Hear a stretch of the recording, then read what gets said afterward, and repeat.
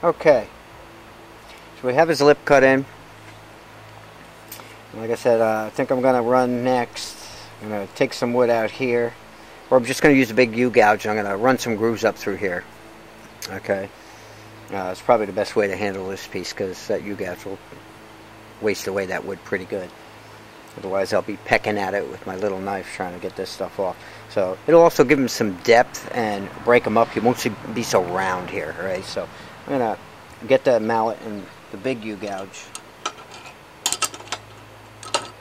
This is this one here. Okay. And I'm going to run some nice grooves up through there. Break that up a little bit. Okay. I'm going to put down here. You want to try and make these move. Don't just go straight up. Give them a little bit of movement.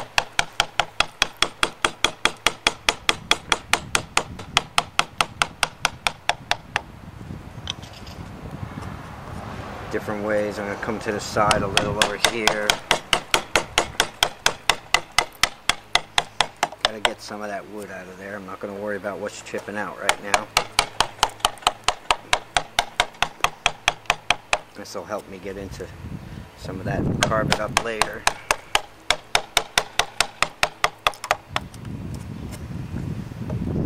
Get a lot of that paint off.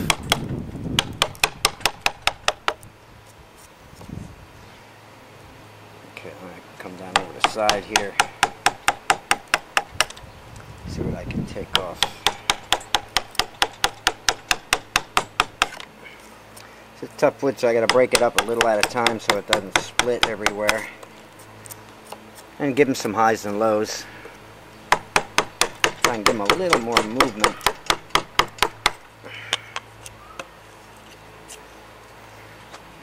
Because it looks a little too straight, but we can put some detail in. It'll really make that shape up nice. Try and get a couple over to the side so he's not so flat. Over there. You gotta watch how deep I go in certain spots. Grain changes around on this guy like crazy.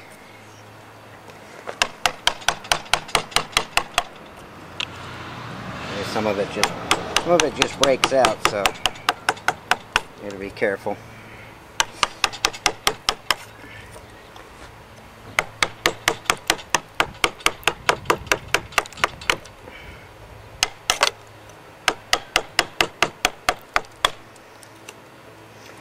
Like that. Breaks up the contrast a little bit, gives them a little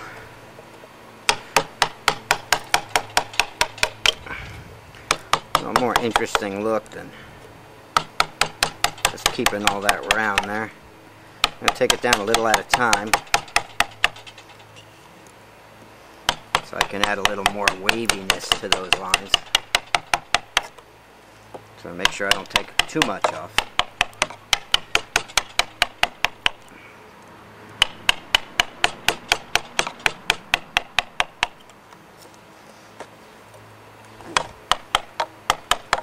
Now you can see why I didn't want to do all this with my knife. I gotta watch my mustache and my lip there.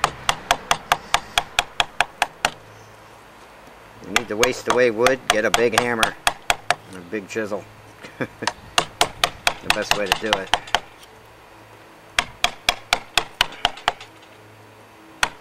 So trying to round it over a little more towards the sides, keep it a little higher in the center, okay? I'll come on this side, try and keep the middle a little higher.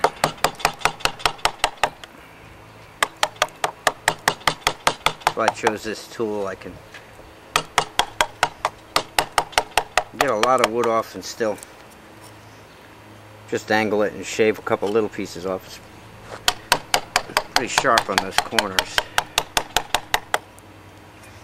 Okay, we'll leave that there. I think I'll mess with that with my knife.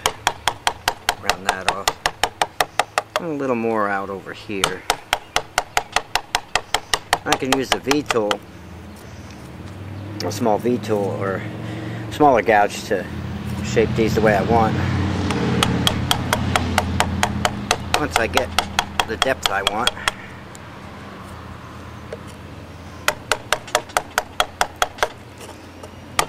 Not looking too bad.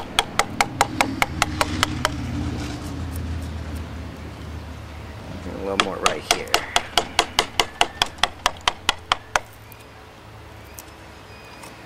Okay.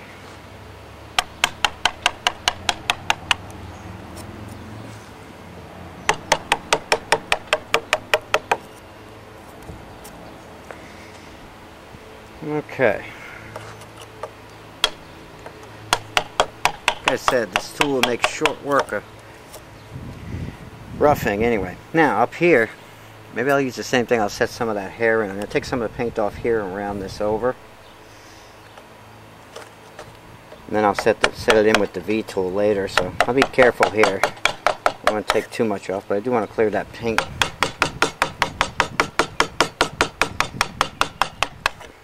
Like that. A little more here. Give me an idea where I want to put the hair.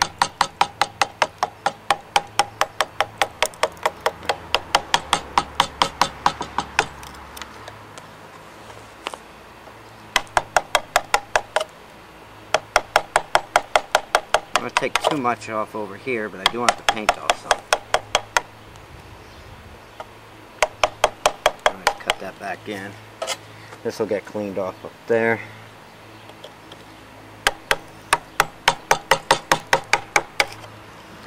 A little bit over here. I have to walk to the other side for a second.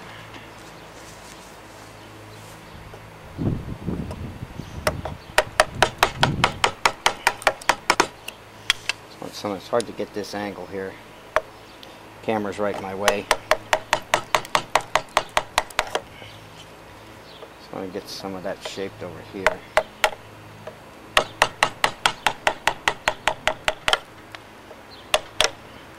That I can get off with my knife and cut that in.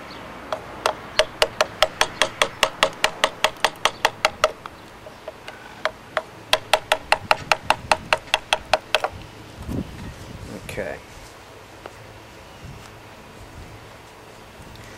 Now back to here. I'll round this in a little bit. Try and get it a little closer to his forehead.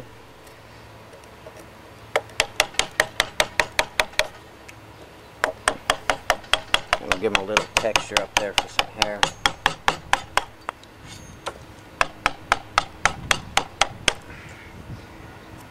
Okay. And that's when I go to my V-tool and put some heavy line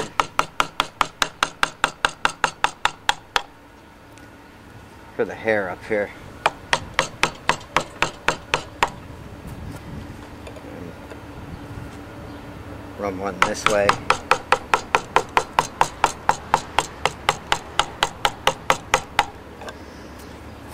See the way that shapes that up?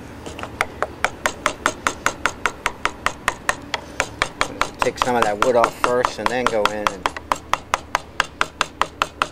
shape a couple of lines. Then he won't be so,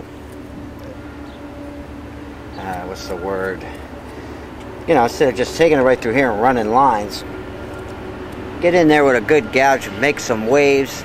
Gives you some highs and lows. When you do run a V-through tool there, it looks a lot more natural, okay? And right here, I'm going to have to cut that in. Sweep some hair over.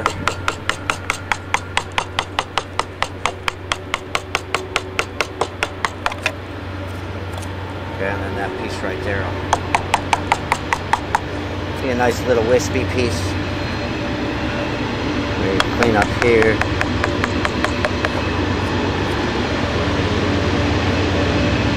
Comes the train.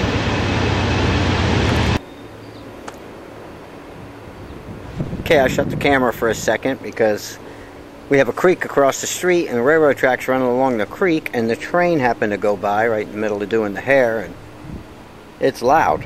Come outside for peace and quiet, and I get more noise outside than I do inside. Okay, so you can see what we're doing with the V-tool though. We made some ridges with that big gouge, and now we're setting some hairlines in. If I took this and ran it up in here, you'd see it would definitely start bringing out the definition. Alright, giving them some definition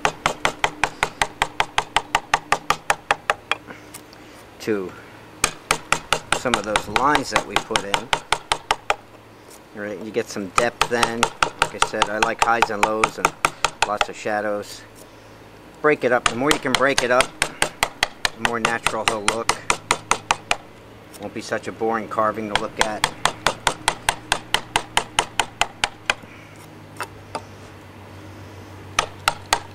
And of course we'll sand all this up and smooth it all out. Right now I'm just roughing some highs and lows in. Get me some ridges. The more you put in, the more